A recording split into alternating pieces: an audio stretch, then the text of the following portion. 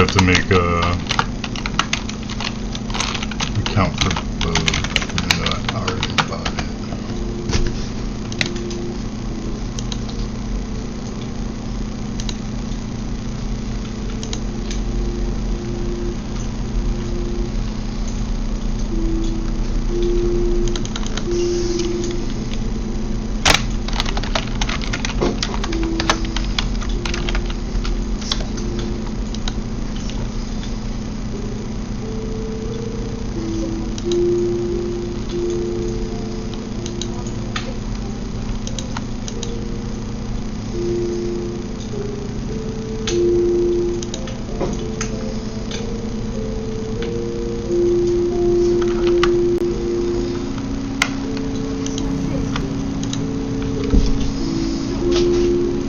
Can you see the bong, baby?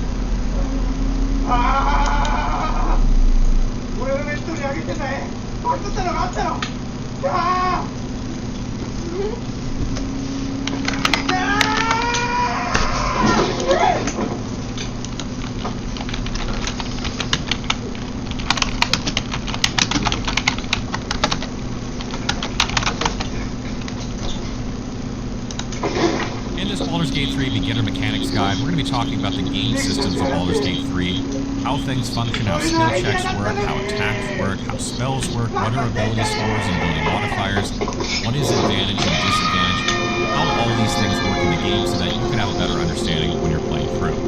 And before we get too far into the video, I want to give a big shout out to Larian Studios for sponsoring this video.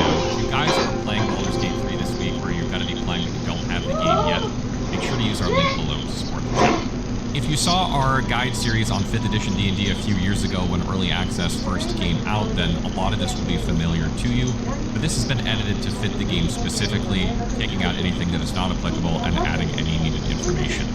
Baldur's Gate 3 is based off the 5th edition Dungeons & Dragons rule set, which uses a system that involves the rolling of a 20-sided die called a D20 to resolve encounters and scenarios in the game world. In combat, this will be done behind the scenes by the game's software, but players will be able to see the results of their dice rolls in the bottom right-hand corner of the screen. Ability checks outside of combat, including dialogue, however, are handled differently, and you can much more easily see the dice rolls. What's really great about tabletop gaming on PC or console is that the game does all the mathematics for you, eliminating the need to remember every single thing that affects your encounter. However, if you do not understand how abilities work, you may find yourself having a tough time, so let's start there. In Baldur's Gate 3, attributes are called abilities. This means that strength, dexterity, constitution, intelligence, wisdom, and charisma are all referred to as abilities within Baldur's Gate 3's mechanics and context. This can be quite confusing at first because just about every other role-playing game out there uses the term abilities to delineate the skills of a character or some other active or passive function they possess. Attributes or stats is usually what we refer to these as, but in BG3, they are called abilities. Ability score is the number that represents each ability or stat of your character, and ability modifier is the bonus or penalty you gain from your ability score of each ability. To determine an ability modifier, subtract 10 from the ability score and then divide the result by 2 rounded down. For instance, if you have 17 strength, then your ability score for strength is 17 and your ability modifier for strength is +3. If you have 8 dexterity, then your ability score is 8 and your ability modifier is -1.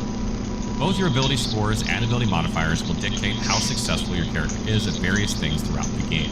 And the reason we begin with ability scores and ability modifiers in this Baldur's Gate 3 Beginner Guide is that the D20 is rolled in 3 different instances: ability checks, attack rolls, and saving throws. All 3 of these will use your ability modifiers when determining your outcomes, so it's wise to know how they are calculated. Ability checks are rolled when performing interactions within the game world, testing a character's abilities, and often appear in dialogue when lockpicking or disarming traps, and often when checking for hidden doors, items, or buried loot. Ability checks are accompanied by something called a difficulty class, or DC for short, and that is the number you must roll with the D20 in order to pass the ability check. Baldur's Gate 3 will determine the difficulty class of everything in the game, and you'll need to have characters that have these ability modifiers in order to pass them. The crux of the situation, though, is that you sometimes cannot see the difficulty class of a hidden object, door, or loot until you've passed or failed the check, so it's wise to be prepared and save often in case you want to reload and try again. You can see on the screen a general list of how difficult a task is based on the number of the DC. You can see you only need to roll a 5 on the D20 to succeed in very easy difficulty checks, while nearly impossible is 30. In order to even hit 30, you would need to have a very high ability modifier, other bonuses like proficiency or even expertise, or guidance, and almost a perfect 20 roll on the die. The second thing ability modifier is used for is attack rolls, which is when a character is attacking another character. When attacking with weapons or unarmed, players will roll the D20, and if the roll is equal to or higher than the target's armor class, or AC for short, they will connect with their attack.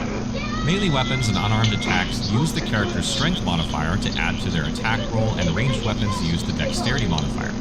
However, there are some exceptions, such as melee weapons that have the finesse property, allowing the use of dexterity instead of strength, and the monk's martial arts class feature, which allows them to use dexterity instead of strength as well. Additionally, your ability modifier is then added to your damage roll if you successfully connect with your attack. Damage rolls are calculated by rolling the die or dice of the weapon used and then adding ability modifier. This means not only are you more likely to hit with a weapon if you have high strength or dexterity, but you will do more damage if you do. This makes strength and dexterity particularly important to characters that rely on weapons for damage, though they usually focus on one or the other. Saving throws are used to calculate the defense of a character versus many effects or spells in the game. Each of these has its own DC, which the character must make a saving throw of a die against in order to protect themselves. These spells and effects will target one of the 6 abilities of the character, and they will use that specific ability modifier when rolling. Just like ability checks and attack rolls, you must hit the target number or higher in order to succeed at a saving throw. If you're making a spellcasting character, such as a wizard or sorcerer for example, you want to have the highest difficulty class you can on your spells, as this helps prevent enemies from successfully rolling a saving throw and increases your effectiveness. Each class has its own ability, and that is used to calculate this, and this is called its spellcasting ability modifier. For instance, clerics use wisdom to determine their spell DC, and wizards use intelligence for theirs. The DC to resist one of your spells is equal to 8, plus your spellcasting ability modifier, plus proficiency. Note that some spells like Guiding Bolt or Eldritch Blast actually target the armor class of the target and operate similarly to a weapon attack. And in those cases, instead of the target rolling to save against your spell, you will actually roll the d20, add your spellcasting ability modifier, and add your proficiency just like a weapon attack. So we've mentioned proficiency a few times, but now I want to talk a bit about exactly what proficiency is. All characters in Baldur's Gate 3 have what is called a proficiency bonus. This is a positive modifier that increases as that character gains levels, and works somewhat similarly to your ability modifier because it's added to your d20 rolls. Each character begins the game with a proficiency bonus of +2 by default at level 1, increasing by +1 every 4 levels to a maximum of +4 since the level cap for Baldur's Gate 3 is 12. This is the game's way of making characters more powerful as their level raises, increasing their likelihood of succeeding in rolls. Note that proficiency bonus is the same for all characters who are all the same level, and that class, multi-classing, and race have no impact on this bonus. Proficiency bonus is only added to the d20 roll of things that you have proficiency in, and these are determined by a combination of your race, background, class, feats that you take, and potentially even equipment you find. This means that you will not gain this bonus on all of your rolls, but instead only on the things that your character or the character you're using are proficient in. The following is a list of things that proficiency applies to. Attack rolls using weapons you're proficient with, ability checks using skills you're proficient with, saving throws you're proficient with, attack rolls of spells that target the armor class of a target, and the difficulty class of the saving throw that a target must throw if you're targeting the ability of a target with a spell. In Baldur's Gate 3, players do not receive a penalty for attacking with weapons they're not proficient with, but instead they do not use their proficiency bonus in calculating their attack roll. Additionally, they will not be able to use the weapon actions of that weapon type. This means ideally you will always be using a weapon that you have proficiency in. However, when a character uses armor or a shield that they are not proficient with, they have disadvantage on any attack roll they make, and they cannot cast spells. This is really bad and means players should definitely avoid using armor or shields they do not have proficiency in at all costs. We'll get into advantage and disadvantage shortly, but for now let's take a look at skills. Skills in Baldur's Gate 3 are used throughout the course of the game to help characters overcome obstacles and challenges. Which skills you're proficient with will be determined during character creation and are usually tied to your class, race, and background. Each skill in the game falls within an ability, and skills are essentially a specific aspect of that ability. For instance, sleight of hand falls under dexterity because having faster reflexes and being more agile would help you steal things. Or for instance, persuasion falls under charisma because being charismatic would help persuade someone. The following is a list of skills in the game and what abilities they fall under. When players make an ability check that also uses a skill, they will add their proficiency bonus to their d20 roll if they have proficiency in that skill. Otherwise, they roll as normal, including only their ability modifier.